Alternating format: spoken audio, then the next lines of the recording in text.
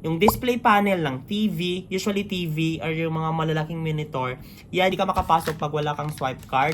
And then, lahat ng yung sapatos namin iiwan. Meron kaming sariling tsinelas. Mayroon akong OT, if nakita nyo yung sahod reveal ko, if nakita nyo yung naging sahod ko na naka 1 million niya ako, yung video. So, shout out ko lang sa mga bagong nag-comment sa vlogs ko, kay Kyle.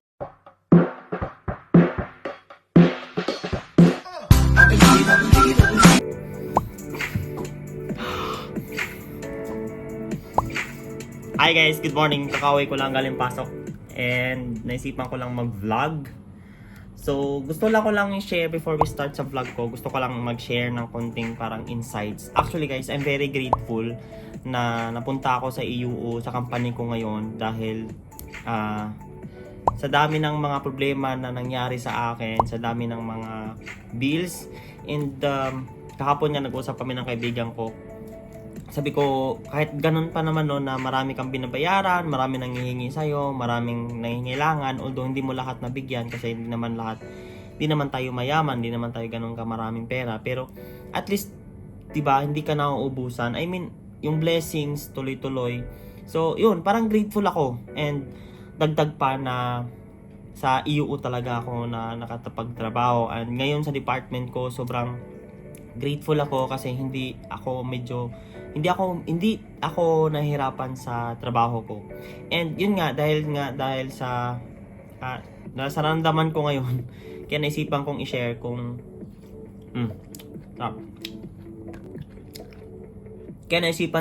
yung company ko dito sa Taiwan.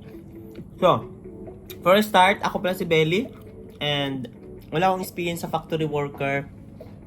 But nandito ako sa Taiwan for almost 2 years. So mag 2 years na po tayo sa June. So congrats to me.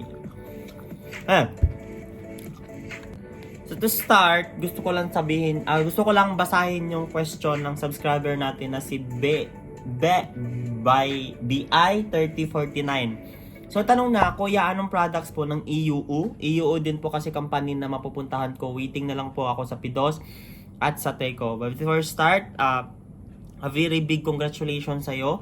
And ang ma-advise ko lang is don't expect too much. Huwag masyadong mag-overthink. Basta pagdating mo dito, gawin mo lang yung trabaho mo and tiwala lang sa sarili. Kasi iba-iba naman kasi mapupuntahan nyo eh. Hindi yung mapuntahan nyo, hindi same sa line sa work ko din. So yun. And yun. So to start, ano ba talaga si EUO? Okay. So, si EUO is a Taiwanese company that specializes in optoelectronics. It was formed in September 2001 by the merger of Acer Display. So, familiar tayo sa Acer, di ba? Technology, the predecessor of EUO, established in 1996, and Unipac Optoelectronics Corporation. So, yun yung parang short background ni EUO. So, nag-merge sila from Optoelectronics tsaka ni Acer Display. Acer. So guys, to make it short, ang products ni EUO is more siya on ang products ni EUO, i-picture out nyo to yung TV o yung computer. Yung computer guys, 'di ba, meron siyang parang glass, 'di ba? Glass. Yung glass, yung parang display panel, 'di ba ito or itong cellphone ko, 'di ba? Mayroon palang glass lang siya. And meron siyang parang yung glass nagkaroon siya ng black or meron siyang color kasi because yan yung parang naging process ni EUO.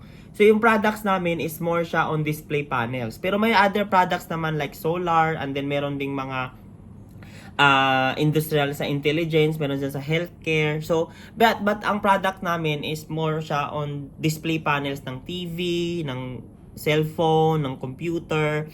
So guys, ang ginagawa namin is yan yung ginagawa namin. So kami sa department ko, sa department namin o sa station ko, kami yung parang i-make sure namin na yung display panel na yon, yung glass na yan, wala siyang defect.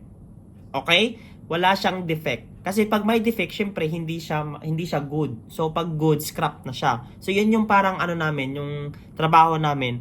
Yung display panel ng TV, usually TV or yung mga malalaking monitor, yan yung parang chine-check namin na dapat wala siyang defect. If mayroon man siyang defect, dapat ma-recognize namin, makita namin siya, and then meron din siyang magkaroon din siya ng repair. And then babalik sa amin, then if meron pa, balik ulit, then repair. So yun yung naging trabaho namin. So, bigyan ko kayo ng overview kung ano talaga yung parang yung yung sa company, sa EUU. So, yung work schedule namin, yung pasok ko is 4-2. So 4 days kaming papasok, 2 days yung vacation, yung VL, yung walang pasok. So guys, pag sa Pinas ka, 'di ba usually 5 days, 2 days. So wag mong isipin yung 7 days. Wag kang mag-count ng from Monday to Sunday. Wag kang mag-count ng ganun. Ang isipin mo lang is 4 days kang papasok, then yung 2 days mo is off. But ang usually, ang nangyayari kasi pag meron kang OT yung company, ang pang 5th day mo, yun yung rest day OT na tinatawag. So, yun yung working schedule namin dito. Ako, personally, yan yung working schedule ko. Meron namang ibang schedule dito na 5-2. Yan yung 7 days. 5-2 from Monday to Friday, and then 2 days na off. And then yung pasok namin is 12 hours. Then meron ding 8 hours. So depende talaga. So yun yung parang overview. And then para ma-picture out nyo kung paano kami pumapasok. So, paano kami mapapasok doon sa company? Siyempre, from here sa dorm, papunta kami doon sa FAB. And then, pagdating namin sa FAB, meron yung mga parang isa-swipe mo yung card para makapasok ka. Hindi ka makapasok pag wala kang swipe card. And then, lahat ng yung sapatos namin iiwan. Meron kaming sariling tsinelas mismo sa loob ng factory. And then, meron din kaming sariling sapatos na provided mismo ng factory. Na doon mo lang sa loob siya susuotin. And then, pagdating namin doon, lahat ng gamit mo, dapat ang matitira lang sa'yo is yung damit mo lang. Okay? Yung damit mo lang, tsaka yung ID mo ang pwede mong ipasok doon sa loob.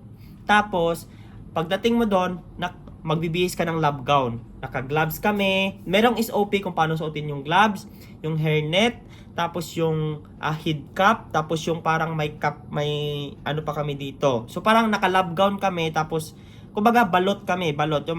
Merong ibang department na balot mukha lang talaga. Pero kami medyo makita pa yung ulo namin kasi ito lang yung may tinatakpan. Tapos yung hairnet, tapos yung cap, tapos yung gloves, tapos naka-lab gown na, tapos nakasapatos.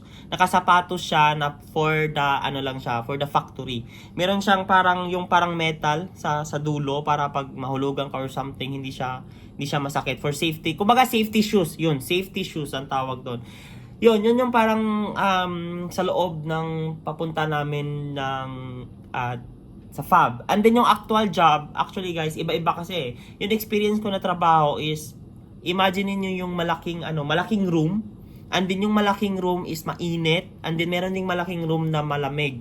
So yung panel kasi siguro tinetest siya kung gaano siya makakasurvive sa mainit na lugar. Tapos tinetest siya kung gaano siya kasurvive sa malamig na lugar. Pero hindi ko alam kung bakit ganoon. Basta yung panel, yung display panel, yung mga screen guys, pinapasok yan doon. Tapos yan yung parang chinecheck namin, ganoon. Hindi ko na masyadong divulge siguro. Basta yun yung parang naging process, naging trabaho ko na experience. And then, sa ngayon, ang main trabaho ko na lang talaga ngayon is nag-check ako ng mga panels kung meron siyang defect. Kung meron siyang defect, either pass or scrap or ida-downgrade, ganon. So, I hope nagkaroon din kayo ng idea. So, imagine niyo pagiging factory worker kasi dito, iba-iba. Kung sa food company ka, basta sa amin sa electronics, yun yung naging gawa namin dito. Okay, sa benefits sa company. Ako guys, in general lang tayo mag-discuss ha. In terms of benefits, sa salary-wise, okay siya. Kasi kung ano yung mandated sa batas, sinusunod talaga nila. And then yung OT, okay yung OT. Kasi mayroon akong OT. If nakita nyo yung sahod reveal ko, if nakita nyo yung naging sahod ko na naka 1 million niya ako, yung video ko, totoo po yun. And then sa other benefits pa siya is meron mga company tours, di ba, na libre lang or na parang all expense paid pero galing yan sa parang madirididak sa sahod namin na every month. Parang tinatawag yun na welfare. Tapos yung another benefits pa, pinakagandahan ko dito is yung health card. So yung health card, grabe, sobrang sulit yung health card dito sa Taiwan. For example, ngayon nagpa-crowning ako sa ngipin ko, although hindi kasama yung crowning na bababayad. Pero alam mo yun guys, yung every pupunta ka ng clinic, ang babayaran mo lang is less than 200 pesos or nasa 100 NT dito sa Taiwan. And then may mga pag-gift vouchers every time meron mga special event or special holidays. So yun yung parang ang ganda dito sa Taiwan. Not to brag or na parang hindi kayo entice or parang hindi ko, parang sinasabi ko to kasi para maingganyo kayo. No, this is my own experience currently. Pero disclaimer lang guys, hindi lahat ng experience ko na experience din ng ibang factory workers dito. Kasi iba-iba talaga per company. Kasi depende if you are in a family business, if you are in the food industry. So kami, electronics, swerte lang talaga na dito ako napunta sa EUO. And then yung ano guys, yung another pa na dito sa company na very maganda sa EUO is because of their dorm. Kasi sa dorm namin, nakita nyo, medyo makalat lang to. Pero guys, very comfortable kami dito sa dorm. Okay yung higaan. Baka sabihin nyo, pangit naman ng hindi.